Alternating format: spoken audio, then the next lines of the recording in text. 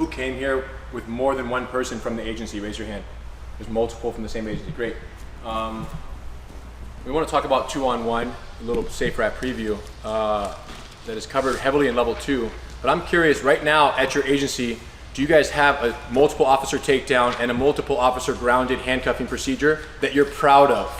One that you teach at your agency where you're like, we're stoked on it. Does anybody have one? 2-on-1 officer takedown or subject takedown, 2-on-1 handcuffing procedure on the ground that you teach your colleagues currently that you guys go, yeah, it works for us, it works for them, and it's all good. No hands are going up. This is a problem. I need someone to raise their hand. Some agency has to have a technique that you guys teach that you guys are stoked on. Level 2 for GST team. Okay, level 2 GST. So if you've done level 2 and you're recertifying or redoing level 1 here, you're good to go. But anybody who's not done GST level 2 who has a 2-man takedown, or does everyone feel like the process is whack? I don't know why you're not raising your hands. You guys are the teachers. Yes. Our agency does have a technique where one person grabs the legs and then another person takes them out, and then you handcuff them? Yes. And are you enthusiastic about it, or do you feel like we train every single new person on it in our defensive tactics program, which currently they purchase jiu-jitsu membership for everybody at the agency, and then they require everybody to go to a 1-hour class a week, and then we get everybody on the same page with that exact method. What agency? Paso Robles Police Department. Paso Robles. Who's here with you? You two are the instructors? Yeah. Cool. What are your names? Jeff, Alex. Jeff and Alex. Come on up. Give them a hand, you guys. Let's go. You guys want to both sit back down, please? Stand up, please. Better. Welcome back. Then you get up in base. I'm like, hey, what's going on over here? So you said Jeff? Alex. Jeff? Alex. Yeah. Excellent. 2-on-1 takedown, right? I'm a mental health patient. Mom just called you guys because I was a threat to myself and to the family. You guys arrive on scene. I'm being aggressive and I've already assaulted someone. She asked you to take me into custody, right? And for her safety and for her son's safety, she's recording it, but she does need this guy to get taken into custody. You guys are the officers that arrive on scene. Go. World is watching. 17 cameras are recording. Hey man, can you do me a favor? Can you take a seat for me? No, you guys, I don't even know why you're here. Mom, why'd you call these guys? Hey, here's the thing. Do you have any weapons or anything on No, you? of course not. Why did my mom call you guys? We're gonna get to that in a second, all right? We just want to make sure that you're safe, that everybody else is safe, no one's getting hurt here, okay? Can you do me a favor? I just need you guys to leave so I can hurt more people because it was really fun until you guys showed up. We're not gonna do that, okay? I don't like we're this not very gonna much. do that. All right, so do me a favor, take a seat on the ground. Jeff, you want to get legs? Take a seat on the ground. I don't feel like sitting down. We're going to need you to sit down. I don't feel like it. Okay, well, can you please sit down? No. Is there anything that we can do to get you to sit down? No. All right. We really don't want to hurt you, man. We can tell you're So going then through a I'm hard gonna time go. right Okay. now. Lock the arm, go for the legs. Okay. Oh, my face. Okay. Okay, so Oh. you stay on legs. I'm gonna grab the wrist. I got legs. Mm-hmm. Oh.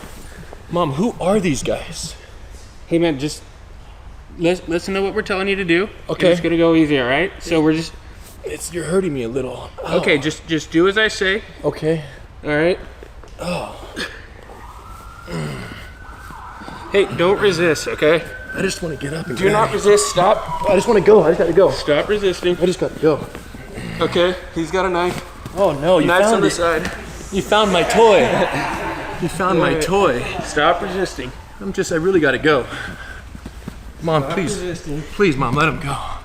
Get these guys out of here. Put your hands behind your back. Stop resisting. Where's the legs, Jeff?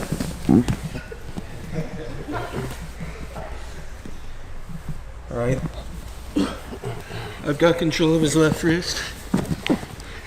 Stop resisting, okay?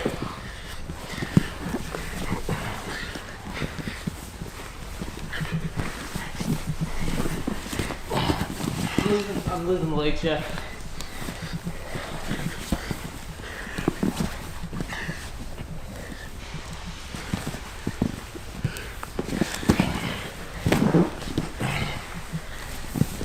We've got no control of his legs except his hips right now. Yeah, I got his left wrist. Now let's freeze right here. is what I'm doing a common and expected response to attempted prone cuffing procedure, yes or no? Yes. Build the house. No submissions, no jiu-jitsu black belt. Just don't want to be on my face. And you had tight control of my legs until you didn't, right? Until we lost one. Now it's a problem. And you're doing a great job up top. But is this where you guys want to be right here? No. No. Okay. So the initial takedown, stand back up please. You said it was Jeff and Alex. Grab the arms. What was the mindset here? One person goes for legs, one person goes for the top half. Prone him out. Right? Control the legs, put him on his belly, get the hands behind his back. Yes, that was the idea. And where did it go wrong? Once we lost control, when you're on the ground. As I built the house. Yeah. We agree? Mm-hmm. Yeah. That's when it got problematic because while I was flat on my stomach, you guys felt semi-controlled. And then I said, no, I want to get up.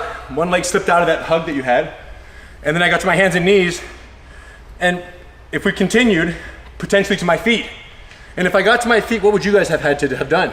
Same thing again. Maybe take down again, maybe escalate. Or transition to another force option. Right. And at that point, hopefully we would have more people there because we would have already obviously called out that you were 148 and I hope so. 69. I hope there was a lot of people there. And if there were a lot of people there, how would they have got me back to the ground from that turtle position? Starts with polyester. Take your base out. Starts with polyester, ends with pile. Am I feeling you? You know what I'm talking about? Where they dog pile? Oh. Am I right? I would hope not. We would hope not, but you guys weren't keeping me on my belly. You guys couldn't keep me on my belly. So we would, if 5 or 6 other people would have came down, what would have happened? It would get messy. Yeah. Boom! Am I right or am I tripping here? This is generally what we see. Because my power is so strong, you need to overcome my power with more pressure. And then what do we have? Now we have some concerns. Because everything's in the pile, no one knows what's going on. I can access the weapon if it's there, if I still have it. And then of course, there's the optics of this. And how long are you gonna hold me in that pile for? Until I stop fighting. And in that time, if I suffer an adverse medical event, who's gonna be aware of that? While my face is in the ground. Hard to see under the pile. So this is the challenge. You guys started with double wrist grabs, and then you shifted to grabbing the legs. This is pretty normal, right? Dime a dozen, everyone teaches. One go high, one go low, and we go. The difference is, let go, we don't want to go straight to, stand right here. You can have a seat, Tom, come on up. You're our subject now, you're the subject. You can step out, Alex. So it's me and Jeff, you're under arrest, or he says no. When I decide to go hands-on, Tom is here, I want to go collar tie, just connect. Tom comes in from the rear, look, wraps the waist, circle, and drop to the knees. Now, we pull him down. Boom, let's pivot for the camera, all the way with it, just so you can see. So we go down. Where do we take him down? Supine or prone? Supine. Go, build the house now. Go, Jeff, build the house, build the house, build the house, build the house, build the house. And Jeff's a strong guy, but what are the odds he stands up? What are you thinking, Jeff? Can't stand up. It's not gonna happen. Yeah. You're not getting up. We're just gonna park the car and chill right here. Eventually, look, I come under, and we go to here, boom. Go, build the house, build the house, build the house, build the house, build the house, build the house. Maybe even grab a wrist, go. Look, build the house, build the house. How much longer do you want to go, Jeff, before you realize not happening? Yeah, not much longer. We're pretty good now, right, aren't we? So this is called position 1 of the SafeWrap system. All right, so now that he's tired, cross over his arms and talk to him right here. And for here, shoulder in the jaw. Look, can you bite? No. Can you punch? Nope. Right? Can you grab a weapon in your waistband? No. No. And then we say, hey partner, we want to roll you on your side for your, are you getting choked right here? No. Am I crushing your diaphragm? No. There you go. And I'm monitoring him for medical distress. Okay partner, we want to roll you on your side for your safety and comfort. How does that sound? Okay. You rather stay here or you want to be on your side? No, let's go on my side. Excellent. So Tom, we'll turn him on his side. Okay. 3, 2, 1. We go to right here. Now he has a choice now. If he keeps fighting, we go back to position 1. Back. Boom. If he doesn't, we stay there. And we stay right here. Tom, go ahead and lace him up, please. Mm-hmm. 1, pin, scoop, slide, set, over, under, and establish control. From here, go to your knees now, Jeff. Roll to your prone belly and build that house the way I did with you and Alex. Go to your stomach. Why is it so awkward? Both arms are wrapped behind me. I have nothing to use to get my momentum. And your hips are immobilized by the bottom tibia over the top femur. Yeah. So you can't pronate your hips. Cuffs over here, Zach, or whoever's there. Thank you. So from here, you're not going to your knees. Turn towards me. He can't turn into me because my chest is on his scapula. And I'm what? Monitoring for medical, verbally de-escalating. He can't bite me, he can't scratch me, he can't punch me. And now we're talking to him. All right, partner, we want to sit you up, but in order to do that, we need to cuff you for your safety and for ours. Okay. Cool? Partner, you ready? Mm-hmm. Cool, check in for weapons, please. Clear. All right, take this low feed right here. Excellent. So now we're gonna sit you up, place your elbow on the ground. In 3, 2, 1, set. Excellent. Stay right here. Top hand coming through. Lift your head, sir, so I don't have to bounce your head. Thank you. Feed that. Go to your knees right there, Jeff. Go to your knees. Roll to your knees. Can't. Even halfway through. Now, single blades out. I have the bottom hand. Tom has the top one. Hit one. First cuff is on. I'll take this set. Set. Uncross his legs, please. Mm-hmm. Bring his knees to his chest. Knees to your chest. And we're coming up. Give Jeff a hand, you guys. That's the man. So talk to me, Jeff. In terms of, stay low. In terms of the difference. Oh, big time. Why? In terms of the control we had over you compared to what you guys tried to establish on me, where was the difference and what did it feel like? Well, one, there was more space for you to move around. I mean, I'm prone? Yeah, and you, like you said, you immobilized my hips right away. Once that was the case, there's not a whole lot I could do. And then your positioning behind me, I couldn't turn back. You had my arms wrapped, I couldn't turn forward, so I was stuck right there. So here's the irony in all of this. If any one of us in this room, regardless of your jiu-jitsu rank, what's your belt?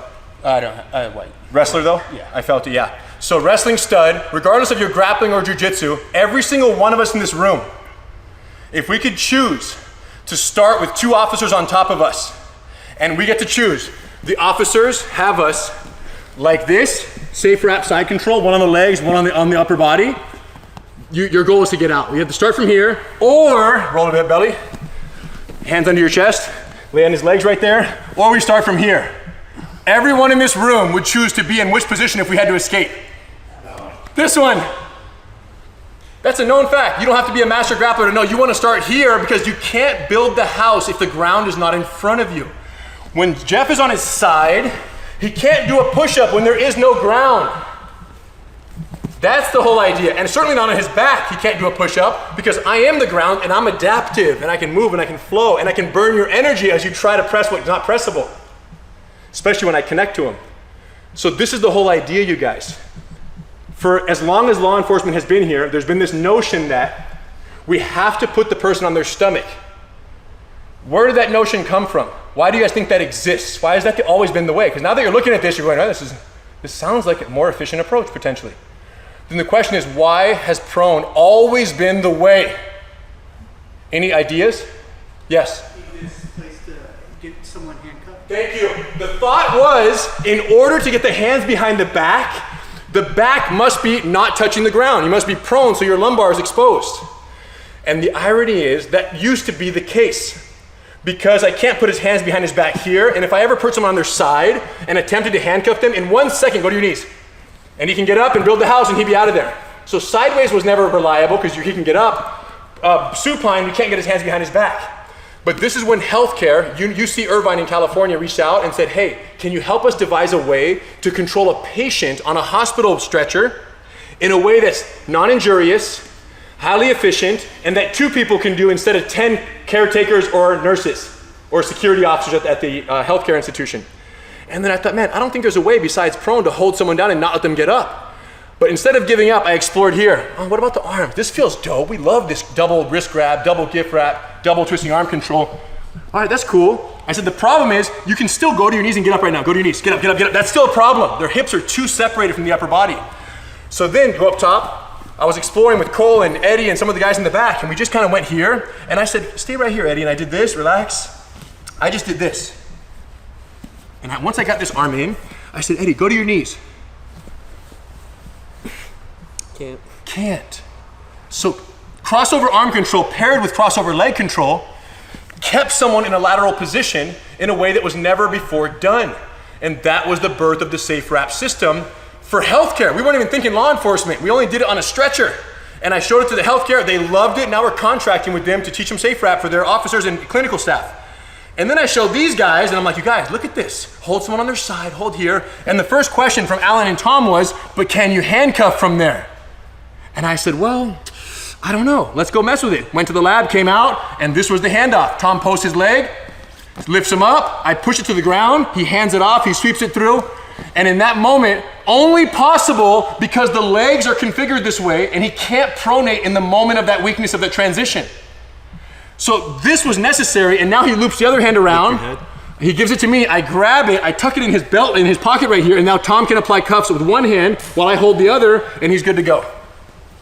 You were also talking about part of the criteria from UC Irvine was there could be no choke, no strike, no joint lock, no prolonged diaphragmatic compression.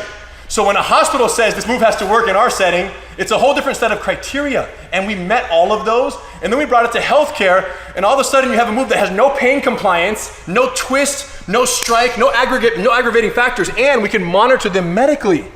Because when they're prone for 7 minutes and they turn them over and they're blue, even if prone restraint's not what killed him, he was on meth and he was running and jumping fences, the reality is it will be implicated in its death, in his death or her death, because you use prone restraint and there's a negative public association.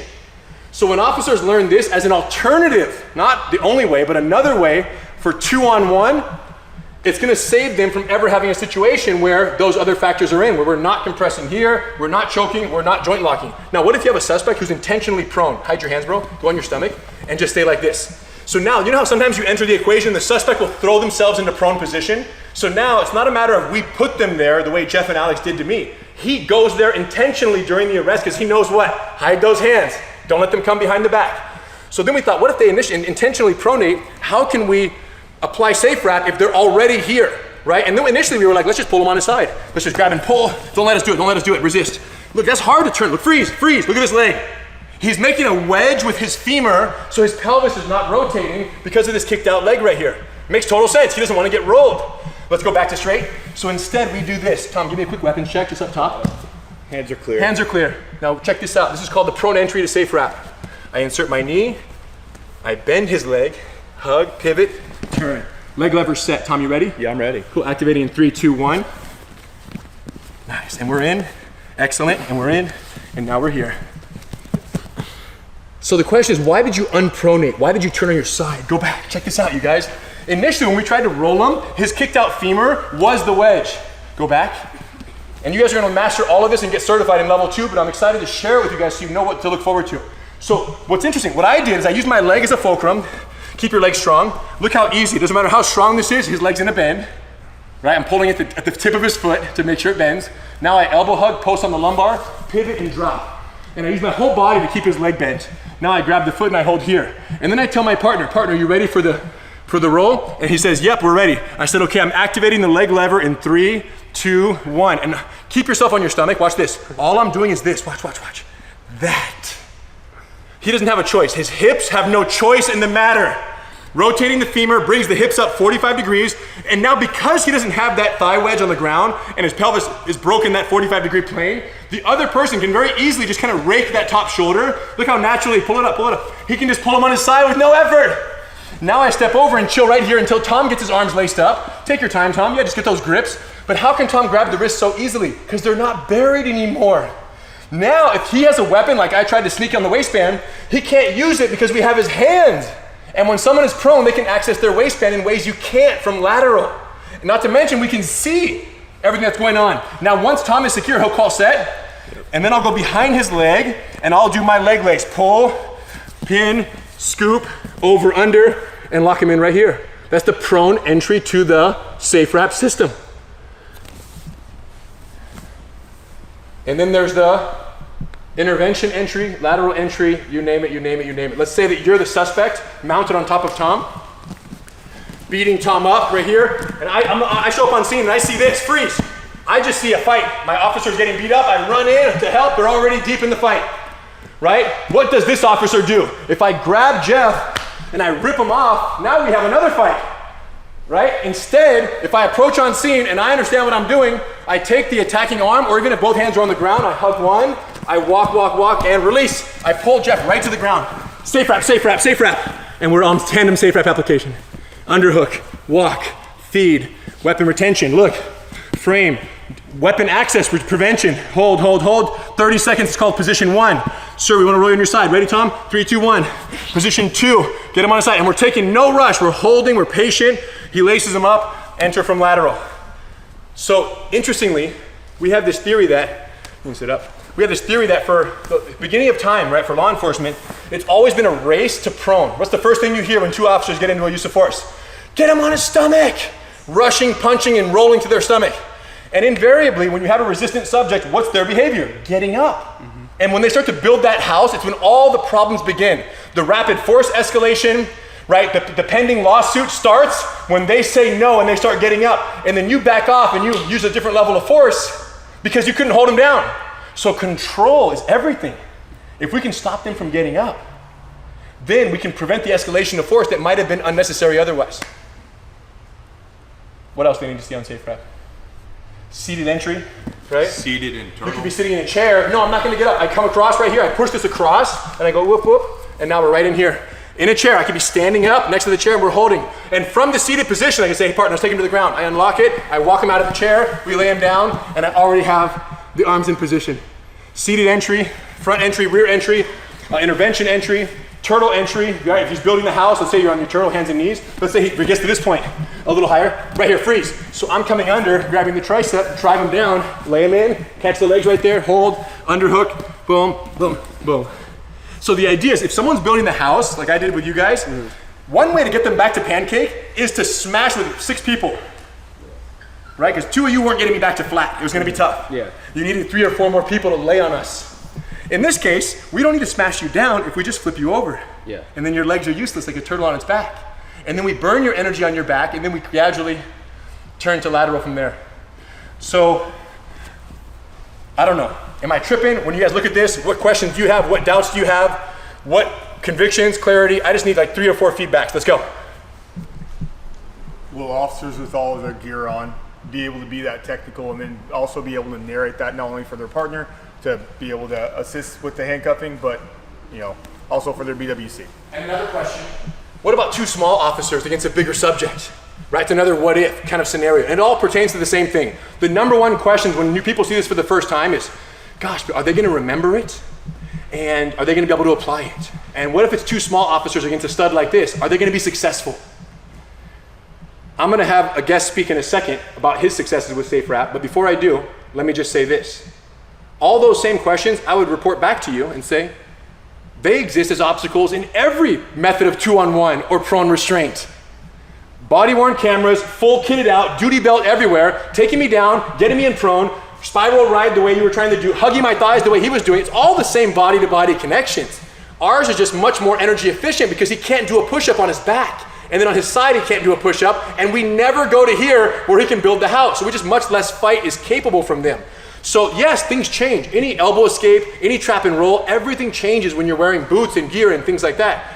The question is, if you strip all that away, what is the tactically most reliable behavior? And then when you pile all those challenges back onto it, you're gonna have challenges everywhere, but you're gonna have a better strategy because you're not gonna put the subject who's not wearing duty gear, who's not limited by a vest or a camera or a duty belt, and is nimble and mobile, you're gonna put them in the least advantageous position. Now regarding smaller officers doing the technique, 2 small officers against a larger subject. Imagine 2 small officers on this guy's back and prone. Is there anybody in here who thinks they're gonna have a chance? 1 out of 10 chance? I don't think so. Let's be honest. And we've seen a lot of viral videos where 2 small officers try to pronate a subject and they build the house. Sometimes 7 officers try to hold a guy, he gets up and walks away. So I don't buy it. So then the question is, if you have 2 small officers against a guy like this, are they more likely to be able to hold him down for 30 seconds if when they descend, he goes to supine on his back, side control and leg control, than if they take him down and deliberately and immediately put him in prone? That's the only question, is in which position will they have a better chance of holding for 30 seconds until help arrives, so they don't have to escalate unnecessarily in the meantime. That's the question. And when a 3rd officer shows up, even another small officer, at least they all speak the same language. Hey, you go here, I go there. We all know where to go because we all speak SafeWrap. Right now, I asked all you guys if you had a system. It was like one yes. And then anybody proud of theirs, and they barely said yes. So what does this mean? None of you guys believe in the 2-on-1 systems you're currently teaching. That's what I got from that survey. No one is like, yo, we got this figured out. Our success rate is through the roof. They learn it fast. It's easy. Every officer can do it. We love teaching it. They love retaining it, and they use it all the time in the field. Nobody had that enthusiasm when I asked the question. So when you compare the current solutions to these, even in light of these type of what ifs, what if gear, what if this, what if small officer, all of the current tactics have those same challenges. They're just not as efficient in their application, which is why, to me, we should at least start from a more efficient position in place. Mm-hmm.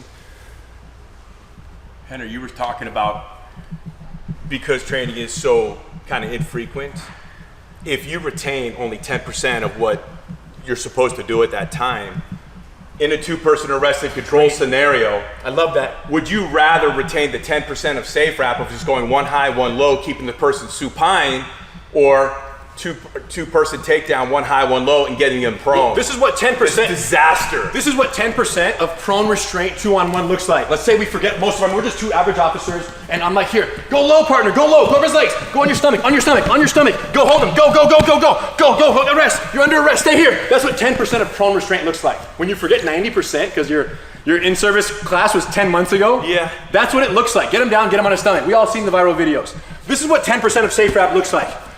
I remember to grab him. Go, partner, go, grab SafeWrap. Put him on his back. Okay, partner, I forgot the system. Oh, but just stay here. Just don't go, partner. Just stay here. Okay, just stay here. I'm gonna underhook for weapon retention. I forgot the system, partner. Stay here. Oh. Stay here. You guys, this is 10% of SafeWrap. Does it make sense? If we can shift all of American policing from get him on his stomach to keep him on his back, we'll save lives like you have no idea. Officer and civilian lives. Not just officer lives in the use of force, officer lives in the courtroom, officer careers in the courtroom, because we'll avoid prolonged prone restraint that, again, even if not to blame physiologically, right? In the courtroom and in public perception and a jury of your peers, they're gonna say, you guys laid on him on his stomach for how long without checking his vitals? You murdered him, right? Which we've seen happen, even though it was the meth and the running around the block 16 times that killed the guy. This is the point, you guys. This is the paradigm shift that is needed in law enforcement that hasn't happened. Don't rush to the prone. Anybody who says put him on his stomach in a multiple officer arrest, they're a liability, not an asset. You need everyone on the same page. And the cool part is once we're all on the same page, Jake is down right here, Zach's the outside officer. Actually, you two are on SafeWrap right here. Jake is down. Tom and Zach are applying. I'm the outside officer to intervene for the safe switch. Go ahead, rock it up. Get him in position 2, guys. Position 2 is set. And let's say they've been holding this position for 7 minutes, right? They're just holding, waiting for backup. Backup finally shows up. Zach's knees are like losing circulation. And I'll say to him, hey, you guys, how can I help? Do you need to be relieved, Zach? Yeah. Okay, open the door, let me in. Stay right there. Set, step on out. Excellent. And similarly, if Zach showed up on scene and Tom needed relief, Tom, present the ankle, your partner's here. Got it.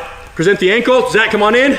Insert, and over under, Zach, and get in there. And Zach's in position. Set. You guys, what happens when everyone's speaking the same language?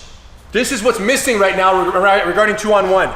And that's why when I said you have a system you're proud of, you know that all communication goes out the window when they build the house and you guys start to panic.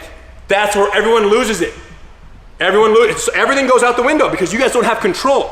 And what do we know about control? It's the #1 prerequisite for prefrontal cortex function, PFC. The rational decision-making part of your brain can only function if there's a perceived or an actual sense of control in the environment. When you lose control, you panic, and that's the self-preservation mode. All bets are off. Everyone's in fight or flight. It's called the amygdala hijack. So if control is the prerequisite for healthy cognitive function, and SafeWrap gives us greater control in less time than any other method of 2-on-1 we've ever seen, unless you guys have another one, I'd love to see it. You can see how important this is for officers to have a physical control over their environment and the subject to permit that healthy cognitive PFC function, which allows them to do what? Manage responses, communicate, rational decisions, right? And make good decisions in that moment because they feel safe and in control. I feel no fear when I have this and we have that and he's on his side and I can see his waistband. We could be here till tomorrow. I'm okay. My partner will show up. They'll relieve me. We'll come right back in. So Buck Buffton here. Hold on, Henner. Sir. One thing to address it, I think Marshall was asking was proficiency in this. Yes. Do you want to talk about like the requirement training hours? I think Sure. that would be a good avenue for that. Sure. So the way the SafeWrap system works is because it is, right, we invented this from scratch for healthcare. When we invented it, we sought to apply for patent protection because we wanted to make sure people did it correctly. And we applied for patents, so the system is proprietary in that sense and requires a license for use. The benefit of the license is it allows us to stipulate the terms of the system's ongoing training. Yeah. So you have to meet certain minimum training requirements to be a SafeWrap licensed agency. And that's critical because how often do we see techniques learned at a course like this, and when you guys go home and tell your chief or your captain, hey, I want to teach this GST stuff, and they go, how much time do you need? And they go, oh, I would love 8 hours. And they go, nah, good luck, we'll have 90 minutes, you're good to go. They chop it right at the knees because they can, because jiu-jitsu is not proprietary and we can't mandate that you offer a certain amount. But I knew that this system had such an opportunity to transform policing nationally and globally that I thought, man, if we can make sure that we set the standard, then when the instructors get certified and they go home and say, Chief, check this out. They show them the videos, you show her the demonstration like you did right here. And by the time Long Beach PD just did this demonstration for their chief, Walter Navarro, Jiu-Jitsu, GST, went back, did the presentation. He said, Henner, I expected some pushback. After a 15-minute demo with the chief of Long Beach PD, we got the green light. Write it up, policy it up, let's rock and roll. We're SafeWrap all across the board. All officers will learn it at Long Beach PD. 15-minute demo with the chief. So the point is, when you go back and you say, Chief, this is the system. However, based on the Gracie University training requirements, we have to maintain. Initial certification is an 8-hour training day. Recertification is 4 hours annually. That includes all the safety protocols. It includes probably 80% we didn't show you today. We showed a small drop in the bucket. It includes standing, takedown, SafeDown, SafeWrap, prone entry, lateral entry, seated entry, all the cuffing transitions, all the solo survival. Because if you have an officer who has limited DT and they end up on the bottom of the fight, if they only know how to manage the distance and stay close and hold on tight, then an officer who arrives on scene can peel them off as we teach intervention entry, and they can enter the SafeWrap together beautifully. But if the officers aren't effective in tandem, then each individual officer has to be so much more well prepared, which is hard to do on the limited training time that you guys are given each year. So the way we look at it is if tandem is the mindset for the agency, and we only encourage use of force when they're together, obviously it happens when you're alone sometimes, but if you're alone, instead of having to be a jiu-jitsu black belt, all you have to do is hold on and stay safe until the SafeWrap shows up. And when SafeWrap shows up, you can enter the system in tandem because you're both yelling and speaking the same language. SafeWrap, SafeWrap, got you, let's go. And they enter together. So it becomes so much easier to deal with these worst case scenarios when we're on the same page. But us mandating minimum training requirements is now you guys go home and say, hey Chief, if you want to use that thing, which you just signed off on and said it was amazing, we do need to meet the minimum training requirements. The same way, if you want to bring Taser into the department, you got to certify in Taser according to Taser standards. You don't choose, Taser chooses, because Taser is there in case of liability backing you guys up. But if you did it wrong and you didn't meet that minimum training requirement, how can they back you guys up? So that's what we've created with SafeWrap, is a game-changing system of 2-on-1 restraint and a minimum training standard that we serve as an ally to all of those who are always fighting for more training time but rarely getting it. SafeWrap is going to be your ticket, because if you want the benefits of better public perception, right, saving civilian lives, saving officer lives, saving careers, and improving overall tactics and efficiency and injuries related to restraint, that's the cost, is you have to train more. Many agencies have adopted in the last 6 months. It's been amazing, the relationships we're building. And Buck was actually the first agency to institute, Buck Buffton and Summit County Sheriffs in Utah was the first agency to implement SafeWrap agency-wide for both law enforcement, patrol, and the corrections side of the team there. And I'll let him give a very brief explanation of how the process went, how quick the adoption was for the command staff, and then how the training has gone for the end users relative to other methods of 2-on-1 restraint that you guys have instituted in the past.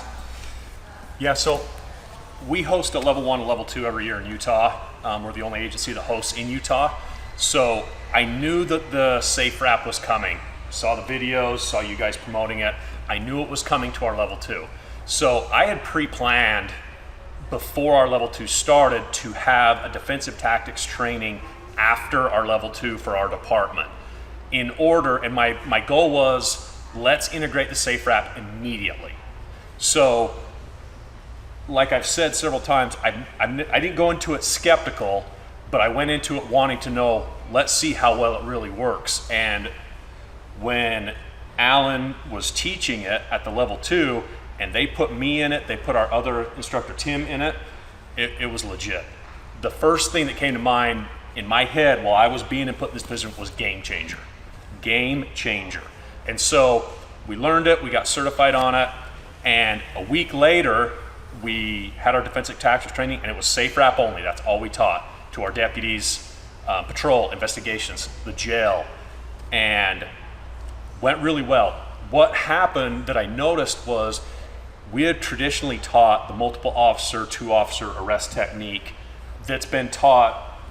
You guys have taught GST for a while. level 2, and pretty much all of you guys do. Take down, pronate, get the hands out. So we've taught that for 10 years. So, but we always have to, when we teach it, we always have to review it, which we do anyway. But when we taught the SafeWrap, we noticed there was so much better retention from our deputies. Like, they just retained it so much quicker. And it took so much less as instructors having to really dial them in on what they were teaching. The retention rate was just so much faster and so much easier. There was so much, and they commented on it like, there's so much less moving parts. This is so much easier to retain. And so I thought, okay, perfect. We're on the right track. So, we're going to keep teaching it. We're integrating it. It's in our program. We utilize it. We use it. 2 weeks later, at a medical facility in our area, we had an incident with a mentally ill patient, someone that was there, and 2 of our deputies responded. They're both level 1 and level 2 certified GST instructors. Luckily, they were the ones that responded to help and assist other agencies. So they got there, they assessed the situation. Due to severely mentally ill, there's some issues, and they got to help him. They took over, our 2 instructors took over the situation. They made entry into the room, placed the person on the hospital bed, restrained them, went immediately to the SafeWrap. One of our female instructors, she's not a big person, she's very small, went right to the legs, just like you guys were doing, wrapped them up, pulled pin, and she held that, I believe, over 10 minutes. And our other deputy had the arms, and just by their demeanor, she was quiet. She just stayed right there. She followed instructions. She didn't have to do much, but just hold on, which was great. It was perfect. Our other deputy, Deputy Norton, was holding on to individual right here. And what I noticed in the video is there was other agencies there. It brought their demeanor down. None of them got amped up. They didn't get overexcited. They didn't use excessive force. There was no one tased, no one OC'd, nothing like that. It just brought the energy down, and the whole time they were talking to this individual, we're gonna get you some help. And he was out of his mind, just severe issues.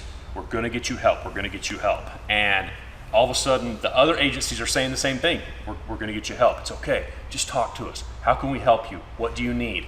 All these different things. It was textbook. And after that, I was like, I'm sold. So I contacted Alan, Alan contacted you, and it made me a believer, honestly, made 100%. If you're going to, and this is going to be our default system. We still have deputies like, well, can we still use the multiple officer arrest technique? Yes, you can. But let's start, I'm going to start building this into our program with my partner, Tim, and the rest of our GST instructors, as this is our default technique. This is our flagship technique that if we're put it on a shirt for our department of what we teach, that's what we want it to look like. SafeWrap for life. Exactly. For life. Yep. Any questions for Buck? Any feedback? Any questions here? Happy to demonstrate. But this is what has happened, you guys. It's and the irony of this and the embarrassing part of all of it is that it took a hospital saying, how can we hold someone safer, for us to put our thinking caps on and come up with this. And now the impact in law enforcement, where we never would have asked this question: how do you restrain someone without diaphragm pressure, without choke, without joint lock, and without strikes? We would have never asked that question in law enforcement because we gotta squeeze, we gotta pressure, we gotta twist, we gotta strike sometimes. And we're not saying you still might not need to do those things. We're just saying if you have an option on the tool belt that doesn't require those things, is that better than bad? That's the question. What happened was this: they weren't charging him with a crime. He just had some mental issues that were other things were causing it, and they were able to get him restrained, get him his levels lowered, work with medical, and then they were able to transport him, get him compliant, transport him to a bigger hospital in the valley, get him the care he needed. No injuries, nobody hurt. Perfect example, right, of not every person that needs to be restrained is a, right, criminal, bad guy, someone who wants to hurt someone. Sometimes they need as much help as anybody else. That's why I set that initial stage with Jeff and Alex of, hey, I need help. Come arrest me. It changes things a little bit. And that's often the case today as we see more and more with mental health patients and law enforcement and those worlds kind of coming together. So just to be clear, we're not anti-prone. Especially in one-on-one situations, there are many times where you have to pronate a subject when you're by yourself because it's hard to do this lateral restraint solo. You can only do it with 2 people or more. So we're still going to teach prone like we've done all week, and in level 1 and level 2, what we're saying is when you have 2 people, you have a unique advantage, which is the ability to do SafeWrap, but it's only an advantage if you know it and you apply it. If not, you're going to rush to prone, he's going to build the house, and now you think that just because you have 2 people, you have an advantage, but you don't, as we just saw in the earlier demo. 2 people, sometimes too many cooks in the kitchen, especially if everyone's pulling and twisting in a different direction.